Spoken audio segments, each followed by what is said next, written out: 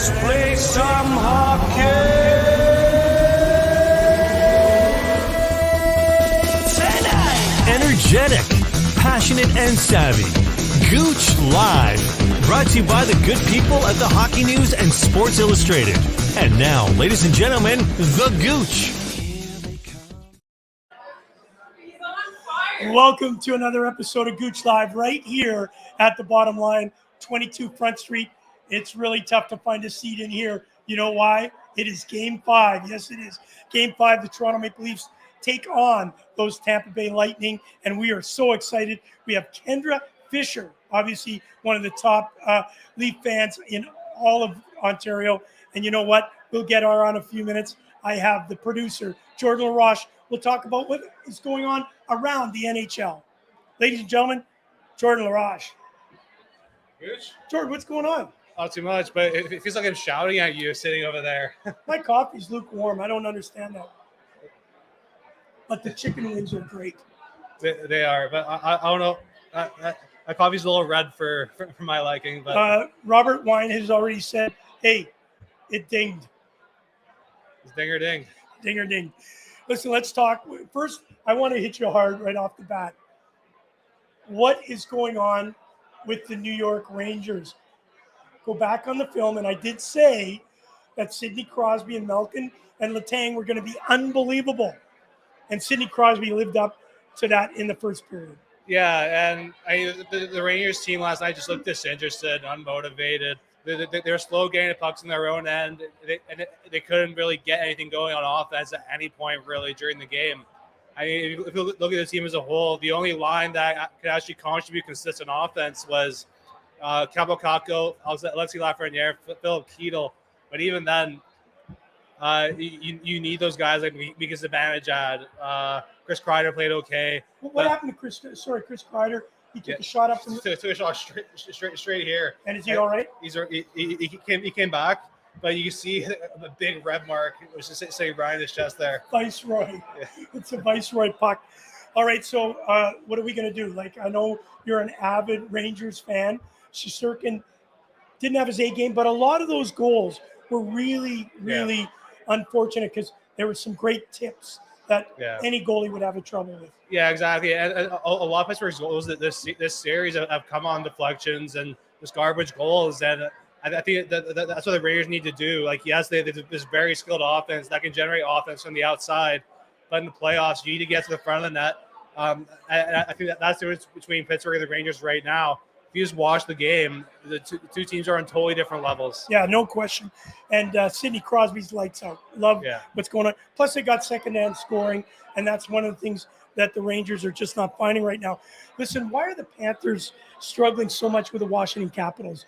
I picked the Florida Panthers to have an easy time with the Capitals, but it's not happening. Yeah, well, I mean, a good win last night with Carter Verhaeghe scoring a bomb in overtime. Beauty. Yeah.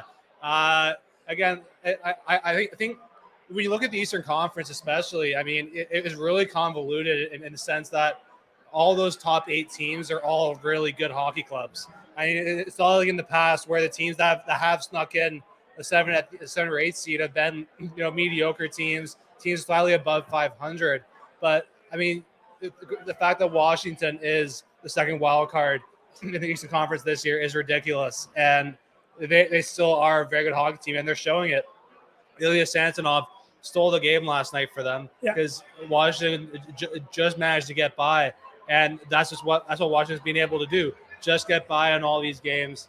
Because at the end of the day, I think they're as good as anyone in the league. Hey, Shane Wright has said he wants to be number 1. Tonight is the draft. Obviously, we think he's going to be number 1 chosen. Are you of the same opinion?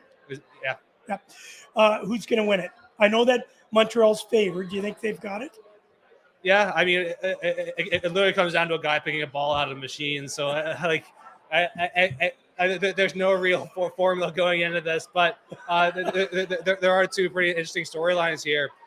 Both the Buffalo Sabres and the Columbus Blue Jackets both have a chance to have 2 picks in the top 16. So that sounds more like golf. Yeah. Picking the ball up. Hey, listen, Victor Biggio, how are you, buddy? Rangers folding. What's going on there? Leadership taking over in the playoffs. We've seen what Crosby did. Of course, Victor's saying, go Pens. Yeah, I think that's it. I mean, I do like this Rangers team. I do think overall they are the better team on paper, but that's what it comes down to: leadership and the guys who know how to get it done in the playoffs. And the Rangers just aren't there yet. I apologize for leaving. Obviously, the Shane Wright story. This kid is dynamic. He's going to be, and if he ends up in Montreal, just think about that with Cole Caulfield, Nick Suzuki. If they sign Martin St. Louis, the perfect guy to mold a young, up-and-coming star, small structure. But I'll tell you what, he certainly will fit into that Montreal style. And I really look forward to, if that happens, Montreal, Ottawa, and I'd be a little bit concerned if I was a Toronto Maple Leaf fan, only for the simple fact they don't have those young guns coming up. Yeah. And you got to admit, Ottawa looked good. They're going to look great in the next couple of years. Yeah, and just a little more to add to Toronto there. They actually kept on their first-round pick, which I think a lot of people didn't really expect them to this at the trade deadline. So I think that's something that can be moved in the future as well. But that leaves something to be said about the Leafs' future and kind of the next wave, because there's that inkling chance Austin Matthews doesn't resign in Toronto, and then this team culture totally shifts. So that's something to factor in. But Montreal getting Shane Wright would be it'd be really fun to have another great star like that in Canada. Two more things I need to talk to you before we bring up your father's comment. Great comment from John, all the way from Thailand. We've got to say a big thank you to Patrick Marleau. He's retiring, certainly one of the all-time greatest. Is he a Hall of Famer? I believe so. This guy can certainly show that he's done everything he possibly can for hockey, a great ambassador, both on and off the ice. Obviously, top-notch for Team Canada. Mr. Marleau, thank you for all that you've done. Your thoughts? Yeah, and I mean, he was kind of the one guy that I was expected to be in San Jose for his whole career. But even when he's gone around the league, he went to Toronto, he went to Pittsburgh, Carolina, somewhere along the way. He was still valuable in the sense that, like, yes, he didn't put up the numbers that he once did, but he has provided a lot of experience, a lot of he was good with the young guys in the room. Remember when everybody loved him? Everyone loved him. Everybody. So I think for Marleau, it was an incredible career. Never actually won a Stanley Cup, I don't believe. Yeah, no. It's too bad, but good luck in retirement. Hey, listen, finally on talking about some strange stuff, Calgary versus Dallas. Yeah. Johnny Gaudreau, what a great penalty shot move up against that goaltender. But what's going on with Ben? Jimmy Benn, there's a lot of issues there. He wants to fight everybody and anything. Obviously, Matthew Tkachuk turned him down, and Ben actually just said, why didn't he do it? Smart kid. Your thoughts on what's going on in Dallas? I mean, Jimmy Benn, 6'2", 6'3", 220 pounds. So it's not exactly one guy I'd like to go after either. But he's been fined twice in this series already. One's for high sticking, I think the other for tripping. Yeah. So I mean, it's a fine line, and Jamie Benn's been one of those guys who will walk that line while being able to provide in other areas as well. But I mean, just that series as a whole, I mean, it's a little surprising for me. I didn't think Dallas really had what it took to be able to keep up with a team like Calgary for this long. But Jake Ottinger, unbelievable, 50 saves last night. Crazy. I mean, just ridiculous. Crazy good. All right, just before we move on, your father's popped on. Thanks, John, for joining us. Of course, people are forgetting this is the playoffs. You and I have talked about that. Obviously, I'm going to have Kendra Fisher join me, and we're going to talk a little bit about the Leafs. And it is not regular season. It is playoffs. And we're not seeing Matthews and Marner outside of the first game, which they really stole that game. They are not playing good enough hockey to lead this team. Maybe that'll change tonight. They need those two guys to step up. Yeah, we said it was going to be a battle of the top six, and whoever could even out that battle or even win it was going to have the advantage, because Tampa Bay still has that depth, which was shown in the last game, that they can produce, they can provide offense, yep. They can do a lot. So I I mean, like we said, the playoffs are different, so your bottom six is going to have a much bigger role in the playoffs. Well, and we saw Colorado eliminate the Nashville 4 straight. You and I actually predicted that. You're still thinking there's going to be an upset with Washington. I'm not sure, but don't forget tonight at 6:30 p.m. It is the lottery for the draft. We're hoping that Montreal takes it because certainly this team needs going from the Stanley Cup Finals to the basement. They certainly deserve it. Always a pleasure. Before tough act to follow, ladies and gentlemen. Kendra Fisher is going to join me in just a second. We're going to talk about the Leafs and some of the things that went on. I'm going to ask her some questions, some hard questions, that I hope she can answer. I know that she's a little bit nervous getting up with a Gouche because I will be realistic, I will be objective and subjective at the same time. I don't bleed blue and white like she does, and that's okay. Where are my Winnipeg Jets? We're in good shape because Barry Trotz will become the new head coach. Ladies and gentlemen, here she is, Kendra Fisher. I love that you think you make me nervous, but I'm good with this. We can go with that if you need me to put that face on for you. Can we just rewind for 1 second as I sit there and I listen to you say that the Canadians deserve to win the lottery? Canadians definitely don't you heard it to win anything. No, why not? They obviously. You're very lucky that you're not playing the Montreal Canadiens because we know what happened last year. No, I'm not. I'm not a Leaf basher. I'm not a Leaf hater. Obviously, you can see here tonight at the bar. It's absolutely jam-packed. I love it for Wayne. I love it for our show. Gives us profile. And, of course, everybody's waving and saying hello to you and not saying anything to me. But that's okay. I'll take that. I want to dive deep into this situation. Yeah. The optics did not look good. And the optics, because you're a goaltender, I know that Jordan has made a comment on this. What really didn't look good is that Keith decided that he was going to pull Campbell, and I think it was the right move. Yeah. He gets up to the bench, and instead of going right onto the bench, he goes right up to Keith, and they have a conversation. Yeah. And the conversation is this, him talking, Keith obviously talking, I don't know who he's hiding it from. I found that as playing at a high level, I found that disrespectful to the coach. I thought that Campbell should have just went to the bench, let Shalgren get in net, let Keith go over to him, to a very professional thing. Hey, listen, we need you. We need you to focus. We're out of this game right now. Not that he's quitting, but he's being realistic. He didn't need Campbell to get shell-shocked. I want to hear from a goaltender that's been through it. And also we know your mental state and how you've dealt with your life. You're very strong dealing with adversity. I'm not sure Campbell is in that same position. Love to hear. Well, and I mean, one of the things I'd like to see a lot more from Keith is a little bit less of that passiveness and a lot more decisiveness. I mean, I think one of the things we need to see in the playoff is somebody taking the ropes there and at the helm really just showing that leadership to make a decision and stick with it. And I mean, I wasn't there. I can't tell you if it was Campbell questioning it or if it was Keith opening the opportunity for a discussion to be had. Like you said, I think it's a discussion that should have been had once he was off the ice and have that conversation in private or at least not in the moment. Yeah. I think it was absolutely the right decision. And again, I wouldn't put that beginning, that game on Campbell. No, I mean, Campbell might no his A means. game.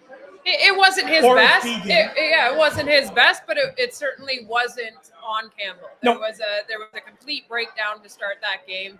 And ultimately, as you said, I don't think it's conceding the game. I don't think it's giving up. I think it's making a smart decision to give your starting goaltender some time off and give him a chance to recoup. And you know, it says a lot to be wanting to be fighting with your teammates and wanting to be on the ice. I don't disagree with that. But just when you look at the optics, you played at a very high level. Yeah. The optics did not look good because this is the National Hockey League. Yeah. This is not men's league where a player has been asked to be taken out of the game. He should have sat. What the question that I have is that the players sitting on the bench are thinking, yes, he wants to go to battle, but there's a protocol, and the protocol was overstepped, and it showed a weakness on the coaching staff at this particular moment. I thought Campbell handled it very well. He didn't throw anybody under the bus. Yeah. But I'm going to go back to the fact that I've always thought his psyche was a little weak. Yeah. It's not questioning his mental state. We saw the all or nothing where we did see him cry a couple times. Listen, I cry. I'll be the first to admit it. But this is the National Hockey League. And there has to be a sign. There's a time to do it and time not to. That was the wrong time. Well, and again, I mean, I wasn't on the bench. I don't know who opened that the room for that discussion to take place. Maybe it wasn't Campbell. Maybe it was simply I don't Keith. know that. Maybe it simply wasn't Keith taking that stance that he needed to take as the coach, and owning that decision and not leaving the room for discussion to be had. That's a good You point. know, Keith's got his mouth covered. You don't know if he's sitting there saying, "How are you feeling? What are you thinking? What do you want to do here?" And so without kind of that factual information, I can't stand one way or the other. No, good. In my opinion, Keith needs to make the decision. He needs to be strong in his decision. He owes, the respect of a conversation to basically voice his opinion in confidence, behind the scenes. Absolutely. Campbell, you saw him at the press conference after. He made the statement he wanted to fight with his team. He also made the statement, no matter what, coach's decision goes. Yeah. And when he made that statement to me, that suggests that perhaps it was Keith that kind of tiptoed into that discussion instead of maybe took a stand and actually made a decision. Right. It was a good call, obviously, trying to do some damage control. You should have just went to the end of the bench. That's my opinion. Yeah. I could be wrong. I want to go over to Jordan here for a sec, if you can, and join us, because I'm just looking at the stats, and we're going to talk about it, obviously, with Jack Campbell. No question, he's got to go back in net. This team will go as far as Jack Campbell will take him. And then, of course, you and I are going to have a little bit discussion with your favorite player. I think it's called Matthews. We'll talk about that in a sec. I want to go to you. I just saw that Vasilevsky is probable. Is there anything that you know why it would not be confirmed right at this minute? I haven't seen anything yet. As far as I know, he is slated to start tonight. So they've confirmed Campbell. They're saying probable for Vasilevsky. If you don't mind, maybe check that out, see if we have anything. Just before I let you go, I do want to ask you, you've heard the comments from Kendra, and you and I talked about this yesterday. Are they legitimate thoughts? Should he have gone to sit at the end of the bench? If the coach opened it up, I don't know that. So in fairness to Campbell, I don't know that. I just find that whole optics looking silly for a coach that needs to show his strength right at this moment. It showed a sign of weakness. If in fact he did call Campbell over, it almost looked like they were negotiating. I mean, if anything, I think if you reflect on their relationship, I mean, it's a lot more than just, we have to do what the coach says. I mean, the fact that he's able to, kind of open up and express that he doesn't want to leave the game yet, I think that does wonders for just the locker room environment, being around Sheldon Keefe as well. He's not this big imposing figure as we've seen from a lot of NHL coaches that they can be. So all right. Well, we've got some comments here. If you don't mind pulling up, Al Kerr saying, "Atta girl, she's a true Leafs fan." Al and I had a bet, and the bet was if the Toronto Maple Leafs got up against the Boston Bruins, and the Boston Bruins beat the Toronto Maple Leafs, he would have to wear a pink Speedo outside. And if Toronto would have beat Boston, I would have had to do that. So lucky for you, Al, it didn't happen. I know that we've got, obviously, Billy coming in. Billy, you're absolutely invited. I will be in Philadelphia. My main man, the producer, will be here. Billy, if it goes to Game 7, and we're going to ask Kendra in a few seconds, will it go to Game 7, or will the Leafs win in 6, or Tampa Bay? You know where I'm at on that one. Billy, we look forward to having you and Jordan hash it out on Game 7. I want to come to you, Kendra, and talk about this psyche of the team. Matthews and Marner's looked absolutely incredible Game 1. Yeah. Game 2, a little bit off. This Toronto Maple Leaf team, which we've all been talking about, needs secondary scoring. And the secondary scoring is not coming from the John Tavares of the world. It's coming from the third and fourth line. Bunting's going back up with Matthews and Marner. I think it's a good move. He was very, very good throughout the season with them. They need a big, big showing from both of these two guys. Why, in such a critical moment, in Game 4, they had beat them soundly on Game 3. Game 4, they had a chance to put the stranglehold, but they gave us, and specifically you, as a Leaf fan, the question of doubt. What do you see? Well, I mean, first off, I think no matter what in this discussion, we have to acknowledge the fact that we're up against a great team. I mean, the Lightning's got depth. The Lightning's got 2 years under their belt now, and they're not going to let up ever. And I think what you've seen is a lot of extreme back and forth here. as somebody who, maybe it's the Leafs fan in me, maybe it's the mental health speaker in me, maybe it's just the glass half full in me, but I try to pull some positivity out of what I saw there. And what I saw was a Leafs lineup that didn't just sit down and give up. And, clearly the energy was gone. The drive was gone. They weren't going to own any part of that game. But you see Nylander, who's been kept off the scoreboard, coming out, putting in two, and kind of getting a feel for the puck. And you know what? Not a great time to have that come to light. But at the same time, hopefully that's something that can translate into those secondary scores and those guys showing up again that we really need to have putting up numbers on the scoreboard. Very good point, bringing up Nylander. Jordan, if you don't mind join on this conversation. Here's what I'm going to ask. I don't know if you saw this particular incident. This is how you win a Stanley Cup. Braden Point, Nylander was going into the corner. Braden Point was going after him. You saw that Braden Point, who doesn't need to, he's already won 2 Stanley Cup. He could pull back, let Nylander go in, but he went after Nylander, and Nylander stopped. I'm going to come to you first, Jordan. You're a goaltender. You're standing in net, and you see your player do that. Are you not saying, hang on a sec, you need to do every single thing to win the Stanley Cup, whether it's blocking shots, where it's diving in front of a player, or it's you taking that hit? He didn't. Is that indicative of what this Toronto Maple Leaf team's about?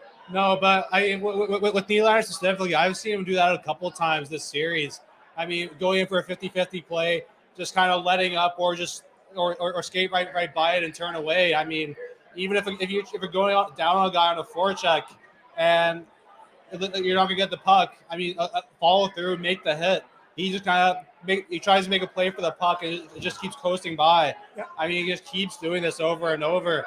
I mean, I don't think Nylander's ever win a Stanley Cup if he keeps doing this. And I mean, he's going to have to learn one way or another that sometimes you got to sacrifice your body. You got to make that extra hit, make that extra play. But from Nylander, I just haven't seen it. Well, I'll tell you what, you and Kendra opened my eyes. Nylander has been an integral part to this offense. I know he's kind of the doormat everybody wants to yell and scream at, but when that is so blatant. And the other part, I'm going to come to you on this one, not only comment on the Nylander, but John Tavares gets popped in the head. He's the captain. We know we're not expecting that. It's very similar to last year with Ben Sherrod when he ragdolled Austin Matthews and he had that big grin. You've got to learn to pay the price. I'm going to go back to the Oilers when they lost against the New York Islanders, and with Butch Goring and, of course, all the greats, Mike Bossy, Clark Gillies. After the game was over and the Edmonton Oilers had been beaten pretty handily by the New York Islanders, the Oilers walked past the dressing room and looked in, and they saw all of the New York Islanders not popping champagne, but putting ice bags all over their body. Gretzky, and it was actually Glenn Anderson who told his story when I was in Moscow. He said, we learned from that moment, it's all in.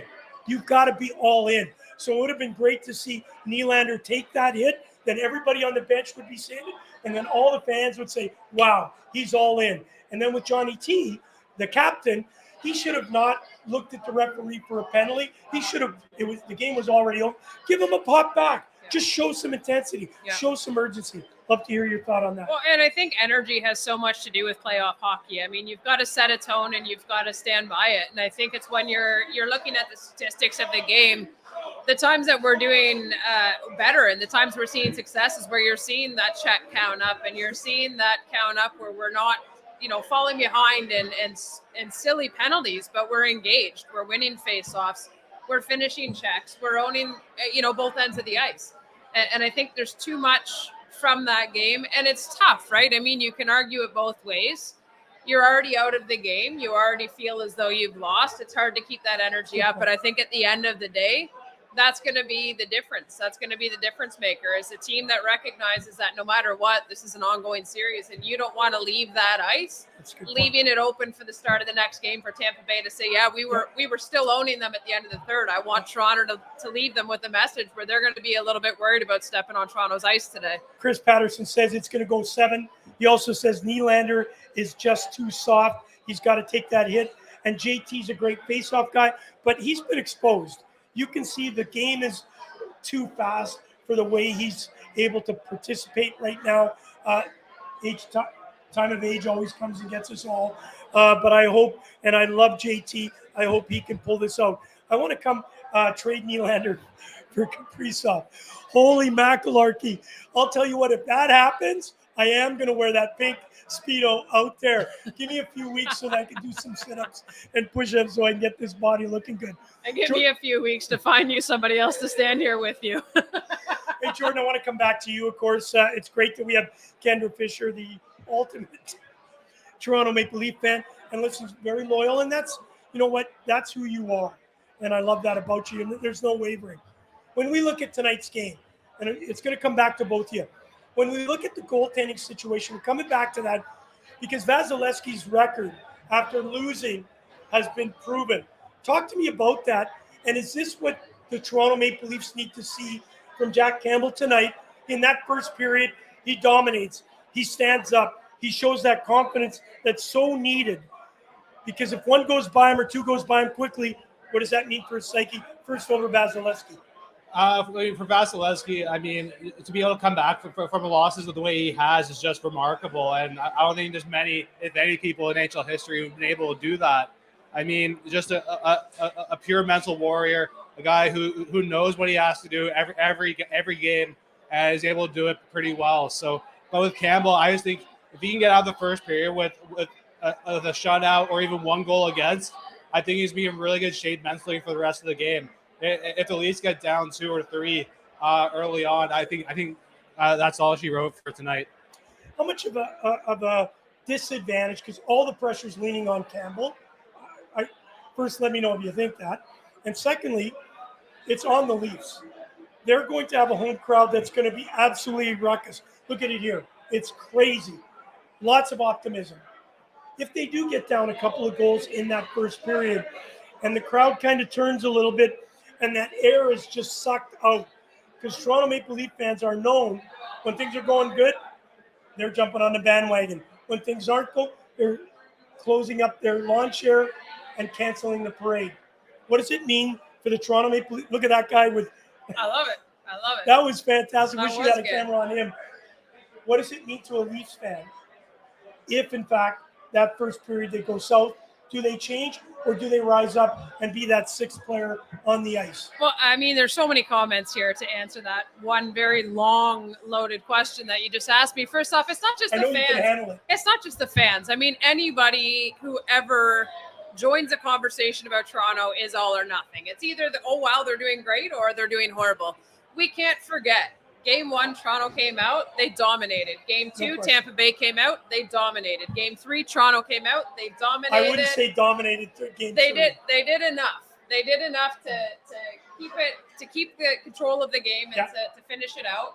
You know, you look at the numbers that are getting put up, they're similar against both goalies. We're hitting 5-goal games. Yep. You hear Cooper come out there and make a comment after the third game, and he's being questioned about whether or not he's concerned about being able to beat Campbell. And he very loosely makes a comment about, we've scored 7 goals on him in 2 games, and we're not going to worry about that. And you're making that statement in front of a goalie who at that point, who had let in more goals than Campbell had. Well, and very good point.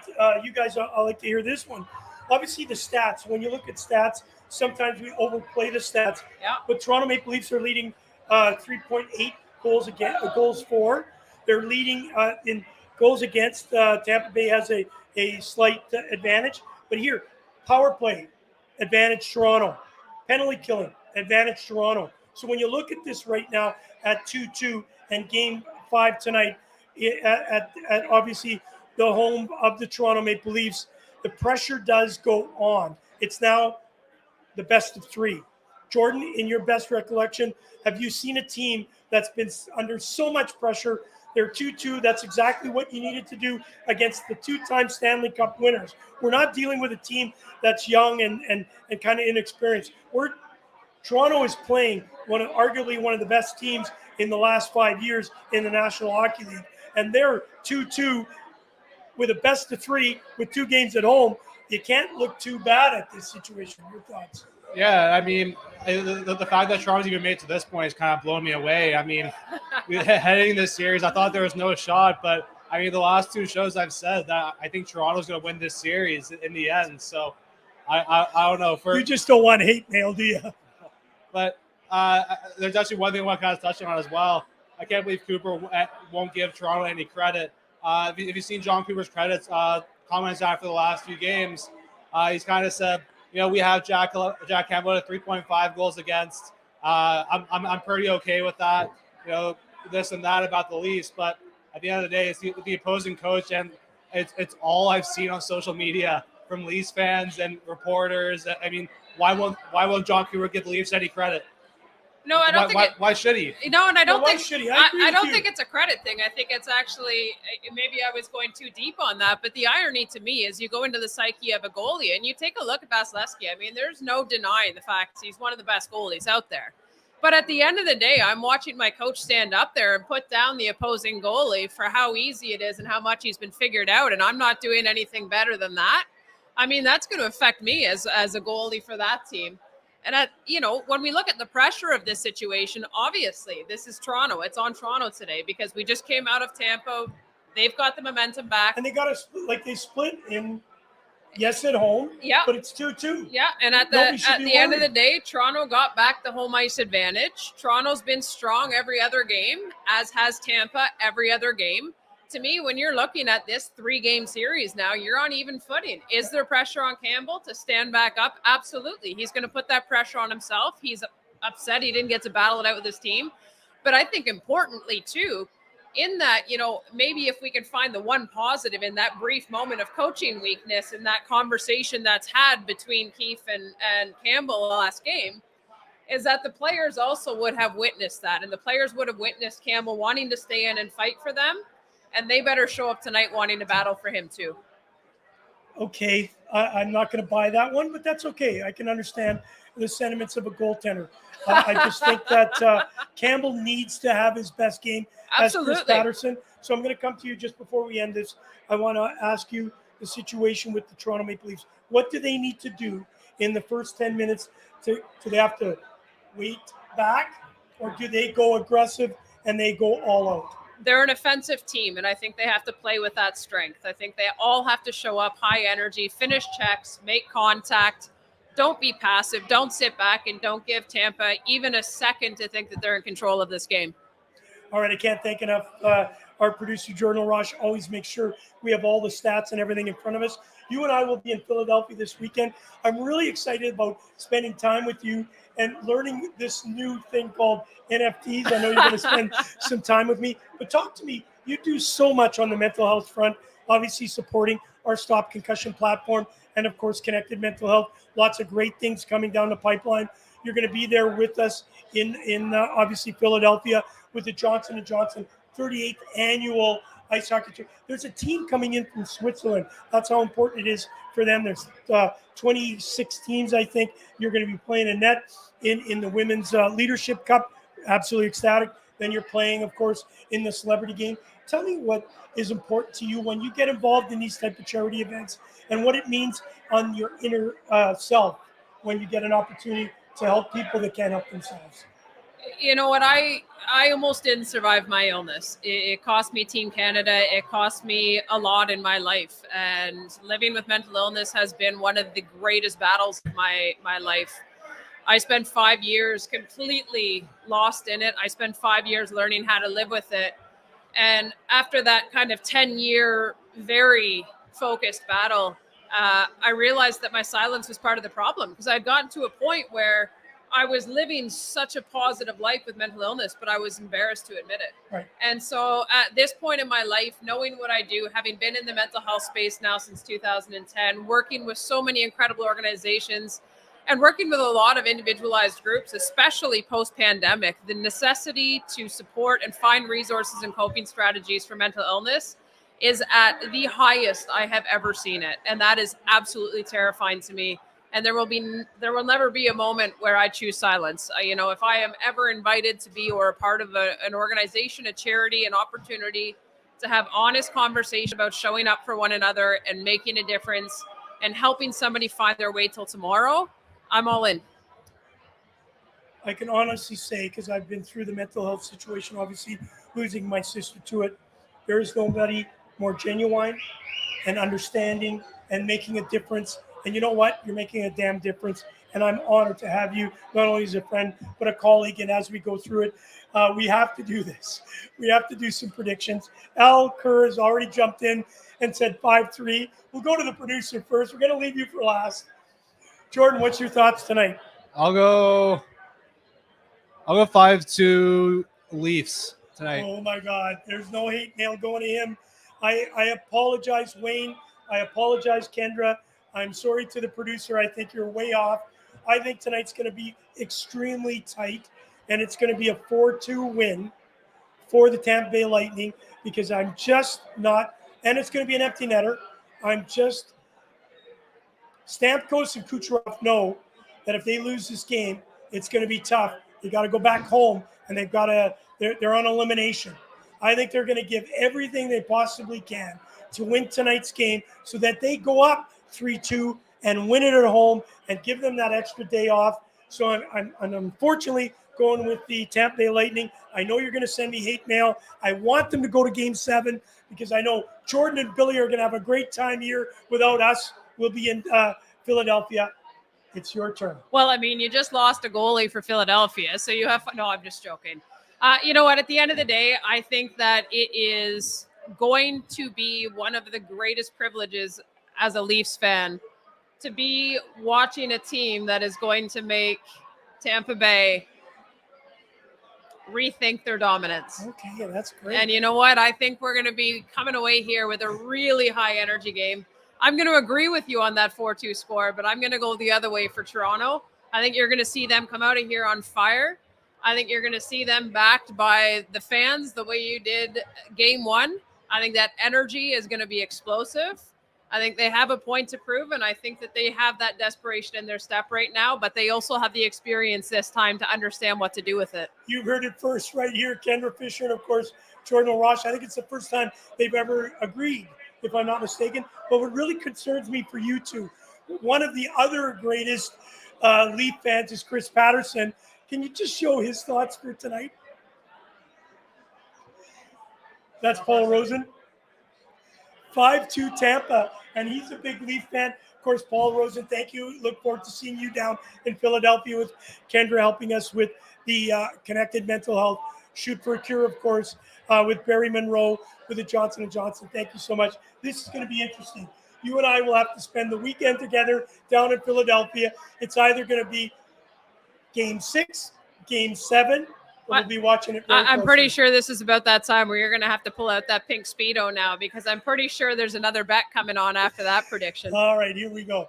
All right, Kendra Fisher, thank you. Jordan Laroche, absolutely fantastic. As we wrap it up, you will see me tomorrow. We have James Murphy coming. James Murphy, obviously Boston Bruins have tied up that series. Nobody thought they would go this deep with the Carolina Hurricanes. I didn't think it, and I know Jordan Laroche is of the same opinion. We will be with James Murphy tomorrow. It'll be a great show. 6 p.m. Wednesday night. And then Thursday, Kendra Fisher and myself will be in Philadelphia. Jordan will be here live in the studio where the Game 6, regardless of what happens, will the Leafs be up 3-2 or will they be down 3-2? We will know that in probably 3 hours. So I'm going to say this.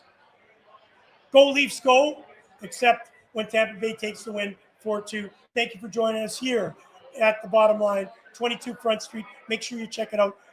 Brought to you by those good people at the Hockey News and, of course, Buzz TV. Good night.